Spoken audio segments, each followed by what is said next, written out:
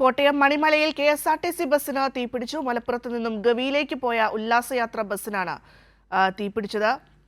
സനോജ് സുരേന്ദ്രൻ ചേരുന്നുണ്ട് വാർത്തയുടെ വിശദാംശങ്ങളുമായി. സനോജ്, എത്ര യാത്രക്കാരുണ്ടായിരുന്നു? യാത്രക്കാരെല്ലാം സുരക്ഷിതരാണെന്നാണ് മനസ്സിലാക്കാൻ പറ്റുന്നത്. തീ അണയ്ക്കാൻ സാധിച്ചു? എങ്ങനെയാണ് വിവരങ്ങൾ? തീർച്ചയായിട്ടും ഭദ്ര, 28 യാത്രക്കാരാണ് ബസ്സിലുണ്ടായിരുന്നത്. ഈ 28 യാത്രക്കാരും സുരക്ഷിതരാണ്. ഈ കോട്ടയം മണിമല പഴയിടത്തിന് സമീപത്ത് വെച്ചാണ് അപകടമുണ്ടായത്.